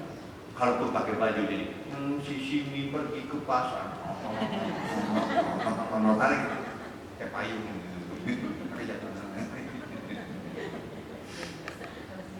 Jadi babi. Makanya kenapa ya babi haram? Yang makan babi, gitu kan? Kenapa babi haram? Kali aja itu kakek lah. Enggak dari teman dari. Kan yang nggak boleh makan babi mungkin dari sini kali. Mungkin ya, saya juga nggak tahu. Nanti makan. Ini ya rasa pahanya. Ya, ini rasa pahanya. Dari teman. Sudah paham ya? Ya, jadi yang penting ibu udah tahu bahwa kita akan mati seperti apa. Yang harus kita lakukan sekarang, gimana nih sekarang nih kita nih supaya kita tetap dalam kondisi yang takwa. Mau nanti mati sekarang, mati nanti, kan matinya lembut kalau orang takwa. Mau nanti dibangkitkan lagi di muka bumi ini atau nanti di sana, nggak masalah. Kayak gini. Yang penting Anda punya paspor, punya visa, punya bekal. Mau jadi berangkatnya kemana aja, no problem. Saya punya visa Amerika, saya punya visa Inggris, saya punya visa Schengen. Mau ke British bisa, mau ke Schengen Eropa bisa, mau ke Amerika bisa. Kapan berangkatnya tergantung AA. Tergantung siapa, Bu? Tinggal beli tiket pulang pergi, tinggal punya uangnya, berangkat. Yang penting ibu punya visa, punya paspor, punya visa, punya uang, punya waktu, tinggal berangkat kapan, terserah. Betul nggak, Bu? Ya. Nah, tiket kita, watajawadu fa'inah khairal jadi takwa. Sebaik-baik bekal adalah takwa. Mau nanti mati hidup lagi terserah di muka bumi ini atau nanti di akhir terserah. Tapi jangan jadi jangan kita masuk. Kita jadi manusia lagi, dapat rezeki kaya bener nggak, Bu? Kalau di bumi ini, kalau nanti di sana kita nggak masalah. Yang penting kita takwa. Surat 2 Al-Baqarah 197, sebaik-baik bekal haji dan umrah adalah takwa. Sebaik-baik bekal menghadap Allah, kan kalau labbaik Allahumma labbaik artinya kita datang ke rumah Allah. Jadi sebaik-baiknya haji atau umrah, sebaik-baiknya bekal kamu ketemu Allah adalah takwa. Itu yang penting. Paham kan? Jadi Anda mau jadi apa aja terserah. Makanya saya nggak berdebat. Kang, saya mau tidak percaya begitu. Terserah. Mau Anda nanti hidup lagi di muka bumi atau nanti terserah.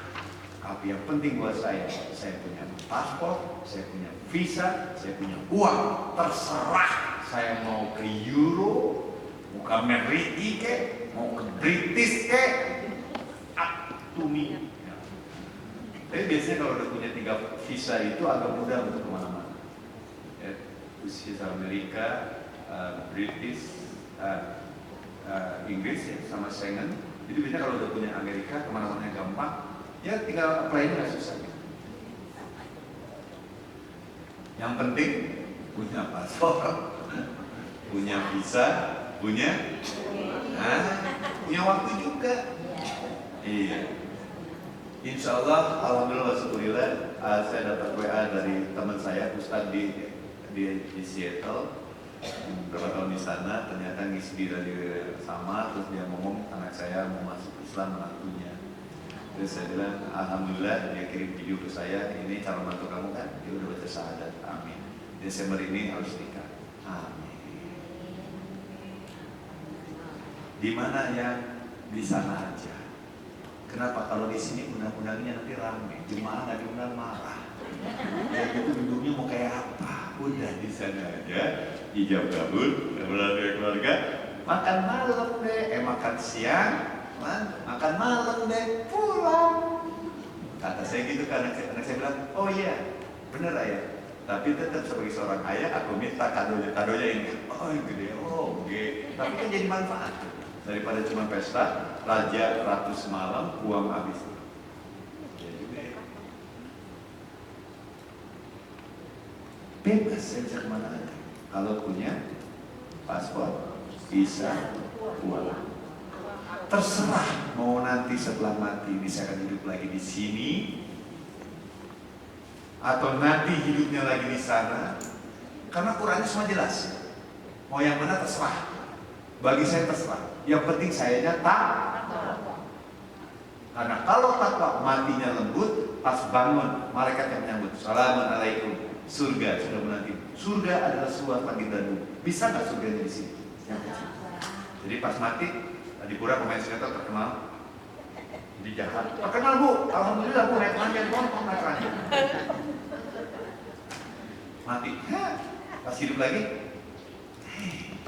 Hollywood, diantar lagi tapi di Hollywood. Pas dia di kaca, dengan George Clooney aja berani nandi.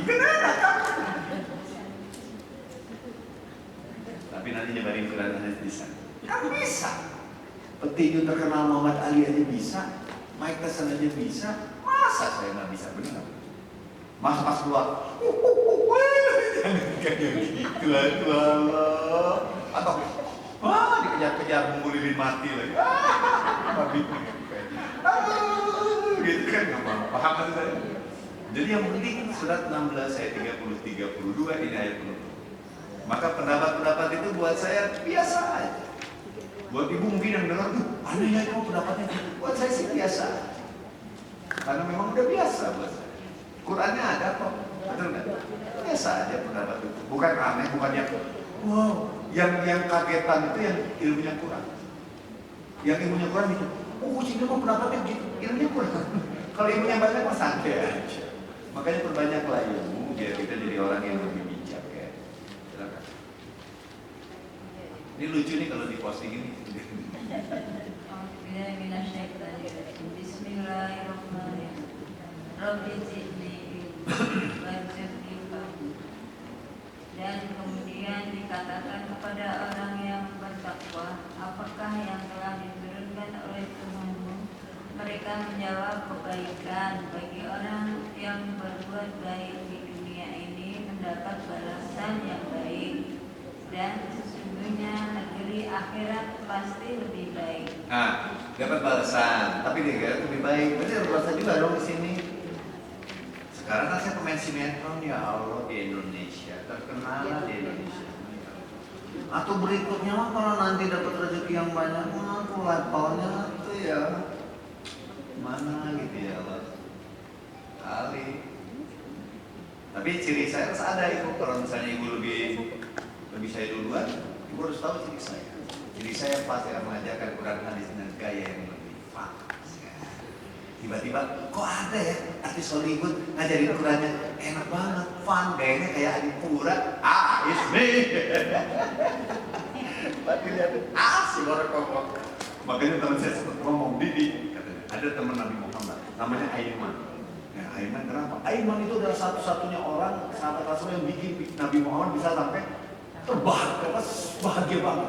Kenapa? Karena dia ngomongnya bercanda. Gue pikir-pikir lo kayaknya Aiman, jangan yang Aiman dong, nggak keren, yang lain dong, Usman. Kalau Usman lo nggak kaya nih, aduh. Siapa? Umar bin Khattab, lu ragu juga kalau Umar, ya udahlah saya jadi apa? Saya mau menjadi siapa juga terserah, yang penting saya takut. Paham? Jadi jangan terbebani dengan atribut yang keteknya. Oh dulu ada pelajaran saya ini, dulu adalah ini. So what gitu kalau dulunya siapa? Sekarang Anda siapa? Yang penting modal kita tak. Lanjut lagi. Dan itulah sebaik-baik tempat bagi orang yang bertakwa. Biasa ya? Yaitu surga-surga ADN yang mereka masuki. Nggak apa-apa, lanjut aja. Mengalir di bawahnya sungai-sungai. Di dalam sungai itu mereka mendapat segala apa yang diinginkan. Demikianlah Allah memberi balasan kepada orang yang bertakwa. Lanjut lagi. Yaitu orang yang ketika diwafatkan oleh para malaikat dalam keadaan baik, mereka para malaikat mengatakan kepada mereka, Assalamualaikum wa masuklah ke dalam surga karena apa yang telah kamu kerjakan. Sadar nggak? Ketika mati itu mau mati nih, Kang, time is over ya. Oke. Tapi kan 6, 3, 10, 11 kan nggak bisa maju mundur ya. Tapi boleh nggak aku lagi sholat? Tapi kan tetap waktunya segini, jam segini, tank segini kan? Ya boleh. Saya tidak merubah ketetapan Allah, tidak memajukan, tidak memundurkan. Tapi saya sedang bersujud biar kelihatan kayak orang soleh. Atau lagi tidur gitu, kayak Marisa itu buat orang tua ini gini, terserah.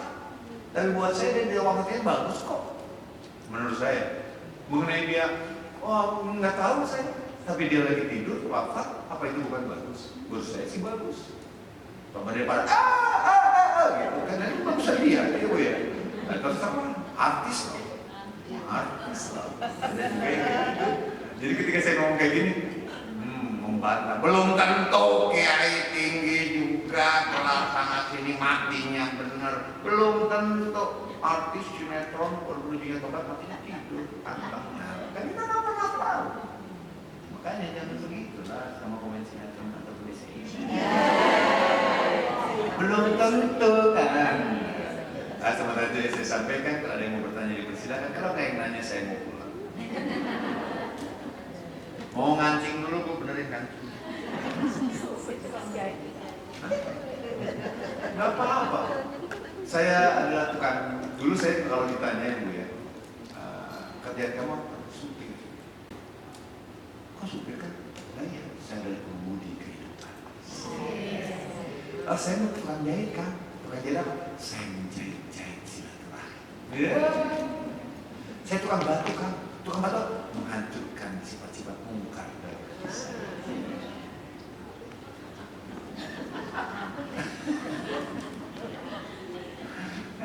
ada lagi. Benar ada yang nanya? Ya sudah, kalau ada yang nanya aku kurang. Pribadi. Iya. Waalaikumsalam.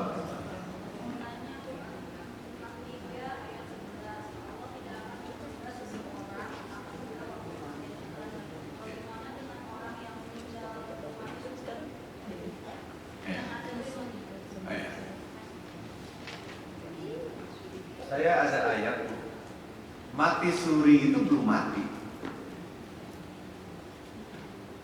Mati itu ada dua, mati biologis dan mati versi Allah. Mati biologis itu ditandai tidak bernafas. Kalau matinya Allah ya dia mati. Jadi ketika seluruh fungsi tubuh tidak berfungsi, mati suri. Mati suri ada 8 jam. Agak susah saya menerima 8 jam. Karena organ tubuh 8 jam atau di atas 6 jam tidak berfungsi, dia tidak akan kembali lagi. Jadi mati surinya pasti hitungannya berapa? Gak ada yang mati suri 3 hari. 3 hari. Dalil di Qur'annya Al-Kafi. Al-Kafi tahu? Ada orang mati suri itu kan sebenarnya dari Al-Kafi, masuk gua 100 tahun kemudian hidup, begitu kan? Atau di surat 2 Al-Baqarah ayat 259, ada orang yang mati 100 tahun kemudian dihidupkan. Itu namanya mati suri. Tapi dalam satu tempat yang orang tidak tahu. Tapi kalau mati suri versi kita, dia mati tapi kemudian dia hidup. Itu mengalami satu yang disebut dengan jendela, namanya Windows Day. Jadi apa? Dia melewati jendela, dia melewati gate kematian. Tapi dia belum waktunya mati. Balik lagi nggak?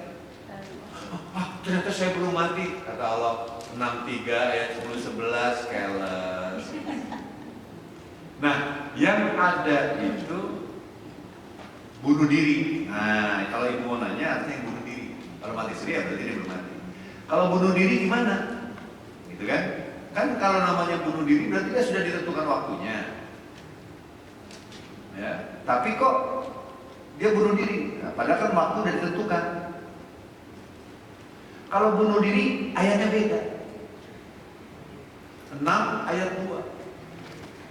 Kalau kematian bunuh diri ya. 6 Al-An'am ayat 2. Ini namanya bunuh diri. Kalau 63 ayat 10-11 mati sudah ditentukan. Kalau yang bunuh diri yang mana nih di? 6 ayat 2 terjadi. Kalau mati suri dia belum mati. Versi Allah ya. Dia belum mati. Dia cuma diberhentikan fungsi ruhnya. Gini. Kan ketika rumah subuh ada yang kayak gini. Ibu pernah tidur terus sama di depan aku digigit. Atau kadang-kadang kentutin ibu nggak bangun. Pernah gitu kan? Nggak bangun. Pernah ya? Kan ibu nggak tahu suami ibu sering ngentutin ibu kan. Kalau bau banget baru ibu bangun gitu. Kalau nggak bangun. Nah, ketika ibu tidur nafas nggak? Melihat nggak? Mendengar nggak? Merasakan nggak? Pendengaran penglihatan hatinya tidak berfungsi, tapi hidup karena masih ada energi ruh yang bikin cicit. Kalau pencabut nyawa, pendengaran penglihatan hatinya dicabut plus ruh energinya dicabut. Makanya ruh energinya itu tidak diminta pertanggungjawaban. Karena kan ini cuma energi aja di hidup. Tapi yang diminta pertanggungjawaban pendengaran penglihatan hati. Tapi ruh energi yang membangkitin, kan ini pakai energi kan? Itu tidak diminta pertanggungjawaban. Orang mati suri, energinya masih ada, ruh pendengaran penglihatannya ditarik Allah. Makanya di surat 39 ayat 42, orang yang tidur, orang yang mati, jiwanya di tangan Allah. Kemudian Allah kembalikan. Nah, mati suri adanya di surat 39 ayat 4. Itu mati suri. Tapi yang bunuh diri adanya di surat 6 ayat 2. Yang mana ibu mau baca? Sok tolong baca. Yang ini dulu. Berapa? 3942 dulu.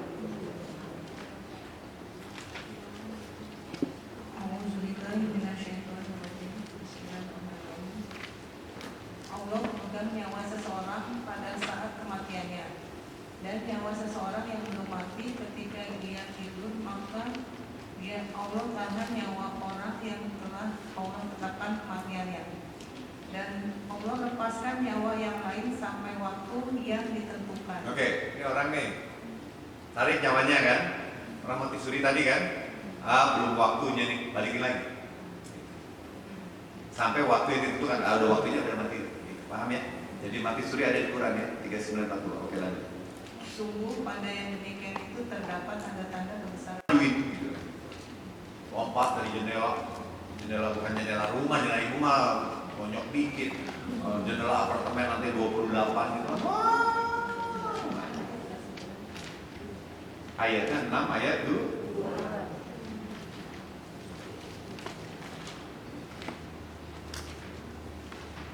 Silakan.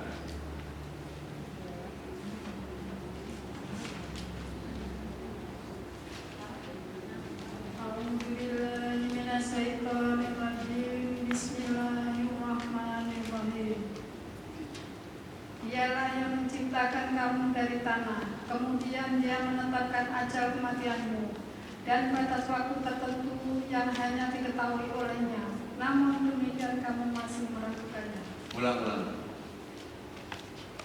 Dialah yang menciptakan kamu dari tanah, kemudian dia menetapkan ajal kematianmu dan batas waktu tertentu yang hanya diketahui olehnya. Nah, jadi Allah tetapkan seseorang waktunya gini. Tapi ada kematian yang lain. Kalau terjemahan yang lain beda. Bahasanya itu kematian yang lain. Ada nggak ya? Saya baca yang saya. Saudara berapa tadi namanya itu? Enggak, ini biar nyambung dengan apa yang dia bahas. Sama aja terjemahan, cuman ini lebih pas buat saya. Nih, saya baca itu. A'udzubillahi minasyaitonir rajim. Bismillahirrahmanirrahim. Rabbi zidni.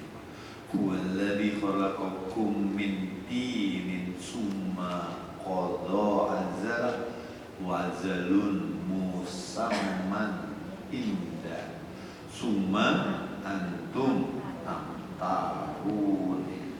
Dialah yang menciptakan kamu dari tanah, kemudian dia ditentukan ajal kematiannya, dan ada lagi suatu ajal yang ada pada sisinya yang dia sendiri katakan. Jadi ada satu kematian, tapi ada satu lagi ajal yang hanya dia yang tahu.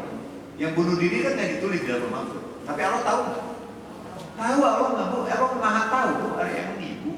Allah nggak tahu si borok kokoknya lagi ada masalah, ada dua pilihan nih, tetap menjalaninya, mendekatkan kepada Allah atau dia bunuh diri. Allah tahu nggak? Dan ketika bunuh diri Allah bilang gua nggak suka lo bunuh diri. Tapi Allah tahu nggak? Tahu. Allah cuma diinin aja. Lihat Adipura di kehidupannya. Masalahnya berat. Nah, di lantai 18 kan, lompat nggak? Masalah itu main. Aku tahu, lo lompat kejadiannya tahu, nggak lompat pun aku tahu. Tiba-tiba, nggak, aku kembali ke jalan ya Allah. Allah tahu. Di sini. Jadi itu bunuh diri. Nggak boleh lah. Saya pernah membunuh bu, dan saya ngerasa berdosa. Mungkin udah lebih daripada 100 nyamuk sama semut. Kadang-kadang saya nggak tahu kalau semut itu ada di makanannya. Kadang-kadang saya suka masukin ke microwave pas mau dimakan. Ya Allah, si semut. Saya mau bikin upacara pakai kuburan susah, bu kecil-kecil. Di upacara masukin. Maaf ya Allah, saya tidak tahu aku. Kecuali kau berikan aku pemahaman seperti Nabi Sulaiman alaihissalam. Ketika dia bisa mendengar semut bicara. Jadi maafkan aku ya Allah kalau aku kadang-kadang tidak tahu. Kenapa? Engkau tidak berikan aku kesempatan. Kecuali engkau ingin aku tidak melakukan itu, kau berikan aku kemampuan seperti Nabi Sulaiman alaihissalam. Maka aku bisa bicara. Pas jalan, aku di bawah. Oh oke, kan gitu. Pas aku masukin semut ke microwave, oven, microwave, gelombang. Pas mau dimasukin, Adi aku ada di sini. Oh iya, udah keluar, udah masuk, enak kan? Jangan hukum aku nggak tahu. Kan aku tidak diutuskan surat 17-15 kalau tidak akan menghukum sebelum Rasul datang memberitahu kepada aku. Kasih tahu ilmunya ya Allah. Sementara itu aja dulu. Nggak ada lagi pertanyaan? Pak, Ayo. kalau yang meninggal karena musibah bagaimana? Meninggal karena musibah, naik pesawat terbang gitu kan? Yang banyak gitu. Ya, meninggal kayak gempa gitu. Cuma meninggal. Cuman surat 63 ayat 10 sampai 11 kan udah cuma waktunya. Cuman waktunya dia seiring dengan itu karena memang sudah tertulis di Lauhul Mahfuz. 57 ayat 22 kan semua sudah tertulis di Lauhul Mahfuz. Nah, dia matinya dalam kondisi karena musibah. Terus maksudnya ibu apa? Dia masuk surga gitu? Tidak, belum tentu. Makanya dia bilang, alhamdulillah ada seseorang mati masuk surga karena meninggalnya karena musibah. Tidak, tetap karena ketakwaan.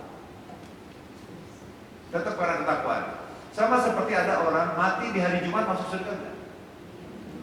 Yang mati hari Jumat mana orang yang mati di Masjidil Haram pasti masuk surga. Mati masuk surga di Masjidil Haram kalau dianya takwa bu, bekal haji umrohnya takwa, dia matinya takwa masuk surga. Bu, saya mau nanya, Abu Jahal tuh orang di Mekah bu, belum tentu masuk surga juga. Jadi yang penting orangnya apa kejadiannya. Oke, saya ambil contoh. Ini satu mobil lagi jalan, supirnya pemabok, si keneknya tukang copet, di dalamnya ada ustadz lagi jalan. Tiba-tiba gempa, wah, bumi terbelah, masuk ke dalam, syah, istirahat. Buat si ustadz, Masuk surga apa neraka? Walau-walau. Tapi kalau dia takut, si pemabuk tadi supirnya masuk mati juga kan? Musibahnya sama kan? Tapi apakah dia masuk surga? Belum tentu, tapi kemungkinan tidak masuk surganya gede. Udah mabuk, zina, bunuh lagi. Lengkap itu hadis. Jadi belum tentu kejadiannya itu menentukan seseorang di surga. Cuma kadang-kadang kita kan ingin memberi kabar gembira lah ya. Hadis itu kan sifatnya mubasyirah wa nadhir, kabar gembira dan peringatan. Aduh, alhamdulillah si fulan kena musibah, insyaallah Allah ampuni dosanya dan masukkan ke dalam surga. Itu untuk menghibur orang yang berduka. Tapi saya nggak pernah berani ngomong gitu. Nggak berani, karena saya tahu orang yang mati hari Jumat apakah dia masuk surga? Pertanyaan Nabi Muhammad, mati hari apa? Senin. Hari Jumat mati masuk surga kalau apa? Kalau ibu habis Jumatan, Jumatannya sholatnya takwa. Understood? Haji masuk surga, kalau yang mati dengan haji masuk surga kalau dia takwa. Kalau nggak takwa, dia datang ke sana cuma pengurus haji, bikin ada untung terus di sana, mati di sana, masuk surga. Tak dulu, belum tentu. Yang penting tak. Makanya saya udah ngomong sama ibu, biar ibu mati masuk surga caranya gampang, nikah sama Pak Takwa. Kalau ibu nikah sama Pak Takwa, ibu jadi. Nah, udah. Understood? Jadi bagi saya tetap. Apakah ada orang di diskotik mati kemudian dia bisa masuk surga? Loh, di diskotik tukang sapu, dianya takwa, cleaning service di diskotik. Dia kerja kemana-mana nggak dapat kerja di situ, mati dan dalam kondisi takwa masuk surga. Kan takwanya yang dilihat, bukan tempatnya. Paham kan saya? Tapi ya dihibur, ya alhamdulillah ya si fulan itu mati karena musibah. Menurut adik orang gimana? Penjahat, koruptor naik pesawat terbang, orang soleh naik pesawat terbang, pergi dari Medan karena keberatan durian jatuh. Nah di sana ada macam-macam orang. Apakah itu musibah semuanya masuk surga? Belum. Tergantung ketakwaan. Ada yang masih junub juga di situ. Tapi kita doakan semoga Allah berkenan mengampuni dosanya. Amin ya rabbal alamin. Kenapa? Ada masalah? Nah, saya aja kayak satu. Saya pernah ngomong, istri saya sampai sekarang mana? Ya, saya tuh nanti berharap meninggal itu dalam kondisi tidak ada orang yang merepotkan, tidak ada orang yang saya tidak orang repot atas kematian saya. Istri saya pertama diam, tapi lama-lama dia mikir, oh saya tahu maksud kamu. Jangan gitu ya, nggak boleh gitu. Kan anaknya juga pingin dong datang ke kuburan kamu, mendoakan kamu. Langsung dari istri, kok kamu tahu sih? Ya iyalah, kamu kan orangnya agak aneh. Jadi kalau kamu ngobrol sama kamu tuh pikiran saya aneh. Jadi saya pingin dulu, ya pingin ya kan meninggal. Itu tidak ada kuburannya. Ya. Jadi orang nggak usah kami kuburannya lagi. Nggak ada kuburannya. Ya kalau itu lagi saya ketahuan terbang, bisa ngilang di laut, susah nemuinnya. Jadi nggak susah gitu loh. Nggak ada yang ini, nggak ada ini, nggak ada. Saya pingin nggak mau ngeribetin. Isi saya marah langsung. Yang gitulah ya. Loh iya itu kan baru ini. Tapi kalau memang dirubah ya nanti kita tentukan aja kondisi keadaannya. Yang penting maju mundurnya enggak, tapi kondisi keadaannya. Ya. Nah kalau saya meninggal lagi tausiah ini, ibu ribet juga kan. Makanya saya kan gitu kan. Aku lagi sujud kasih ada PKM-nya, atau lagi sujud terus gitu. Tapi Allah yang Maha Tahu apa yang terbaik. Amin ya rabbal alamin. Ya sudah tuntas. Sebelum kematian alam ruh dimasukkan ke dalam tubuh kita, menjalani kehidupan ini dan kemudian diwafatkan dan nanti diminta pertanggungjawaban untuk hidup kembali. Tunggu pertanggungjawaban semuanya sudah kelar. Sementara itu saja yang saya sampaikan. Saya dikurang mohon maaf dan batin. Kalau ada yang bertanya saya pamit. Ada lagi? Oh iya silakan. Bertanya Ustaz mengenai penelitian di alam kubur itu apa ada kebenarannya atau gimana ya Dok?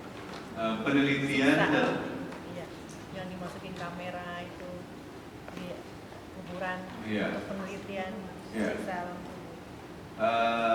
Kamera disimpan di mayat bisa, gak ada masalah. Berapa lama bertahannya? Ya silakan dilihat. Tapi dalam teori itu yang terjadi menurut penelitian terjadinya proses pembusukan. Bukan siksaannya. Hah? Terdengar bukan siksaannya itu. Apa? Bukan yang terdengar bukan siksaan kuburnya ya.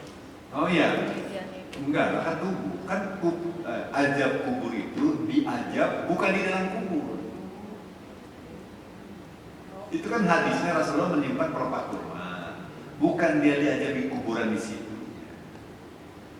Diajab dikubur dalam jasad yang lain. Nih, ambil, dikubur lagi. Dikubur itu dimasukkan dalam batu, dalam besi, dalam atau gitu. Jadi dia waktu ada kamera gitu saya diem aja. Penelitian itu hanya melihat bukti daripada si jasad itu membusuk. Karena kalau dari sini kan kalau memang terjadi ajab kubur, itu ajab kuburnya kasusnya kan bukan di sini. Nah, tapi ada satu kasus orang mati kemudian ada bekas tangan meronta-ronta. Ternyata dia dalam kondisi diajab kubur juga. Dinyatakan meninggal. Ternyata ketika udah masuk di kuburan segala macam, Allah tungguin. Memang ditungguin sampai tangannya udah beres baru balikin lagi kan di surat 3942 kan jiwanya dimasukin lagi. Ketika dimasukin lagi, kenapa dia berontak? Kata Allah, ini salah satu ajab kubur yang kau dustakan. Bisa begitu? Nggak bisa ayatnya ada kemungkinan itu.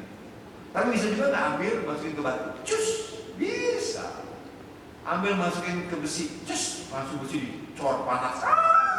Kan besi kalau mau dibentuk dipanasin dulu kan. Bisa. Bisa jadi langsung keluar. Bisa. Bisa jadi bisa. Ini bicara kemungkinan. Jadi penelitian itu menurut hemat saya bisa seperti tadi meronta-ronta karena Allah balikin lagi 3942 bisa dia hanya mengalami proses pembusukan tubuh dia. Paham? Ya. Itu aja ceritanya. Kok adik-adik serba bisa? Bisa lah. Ya iya Bu, karena itu baru opini dan pendapat si BCC kan. Kalau nanti udah ketemu Allah, baru ibu tahu, oh yang benar begini kan gitu. Kata Allah, nanti aja aku jelaskan sesuatu yang kalian persiskan di muka bumi ini, kata Allah. Gitu kan. Tapi kemungkinan itu mungkin nggak? Mungkin. Makanya saya nggak aneh ketemu dengan orang yang berbeda pendapat dengan saya yang mau macam-macam. Saya nggak aneh. Saya tinggal di Bali kemarin itu nggak aneh, biasa aja dengan itu. Karena saya tahu ayat-ayatnya.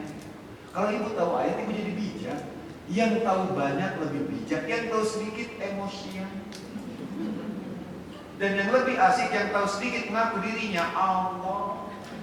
Karena dia berpikir menurut pikiran dia. Tapi Allah kan bukan Anda. Allah tidak berpikir logis seperti Anda. Allah berpikirnya Allah gitu. Paham nggak? Nggak mungkin Adipura ngerti Quran hadis, dia nggak pernah ikut pesantren. Ya memang benar. Yang ngerti Quran hadis itu dia belajar Quran dan hadis di dalam satu pendidikan formal. Logika manusia gitu nggak? Memang benar logika dia nggak salah. Anda belajar dari TK, SD, SMP, SMA, kuliah S1, S2, S3 tentang tafsir Quran. Mungkin nggak dia paham Quran? Mungkin, kemungkinannya besar. Tapi Allah kan nggak berpikir begitu. Kata Allah, suka-suka aku yu'til hikmatan man yasha. Aku berikan hikmah kepada orang yang Allah kehendaki. Bisa nggak Allah berikan itu? Allah hadisnya apabila Allah kehendaki kebaikan bagi seseorang maka Allah mudahkan dia memahami Quran dan hadis. Kan suka Allah. Karena dia Allah, bukan Anda manusia. Kalau manusia kan harus mikir kan. Gitu. Kalau saya kan bukan, nggak jelas Bu. Ya, bukan pendidikannya apa, belajar apa, kok bisa paham Quran hadis terus dibantah. Ya nggak masalah juga buat saya, karena Anda manusia. Tapi Anda bukan Allah. Kalau Allah, ya suka-suka Allah. Allah bilang berdasarkan Quran, ada orang-orang yang harus hendak itu memahami Quran. Nah, perbedaan logika ini yang saya harus mulai pahami sekarang. Bahwa saya lagi berbicara dengan manusia kayak ini, kayak bapak, kayak ustaz, kayak oh ya dia manusia bukan Allah. Kalau Allah beda pemikirannya. Kalau Anda sudah belajar bagaimana Quran dan hadis, Anda baru bisa mengerti bagaimana pola pikirnya Allah. Walaupun tidak mungkin ngerti seluruhnya, tapi mulai memahami. Makanya dikit-dikit, oh bisa itu. Nah ayatnya ini, oh bisa ini ayatnya ini. Saya selalu mengatakan selama ada dari Quran dan hadis. Kecuali yang tidak ada dari Qurannya, berarti saya bilang enggak. Atau enggak, maaf saya belum tahu. Daripada itu ya. Jadi kayak tadi, menurut penelitian saya begitu, tapi menurut Quran begitu ya. Amin ya rabbal alamin. Saya kurang mohon maaf dan batin. Time is over. Saya kembali ke kita saya.